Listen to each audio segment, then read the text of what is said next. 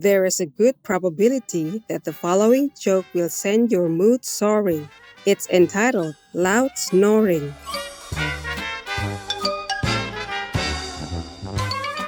A patient went to the clinic to see the doctor. Doctor, I snore quite loudly. Your wife complained, didn't she? No, actually, I'm not married yet.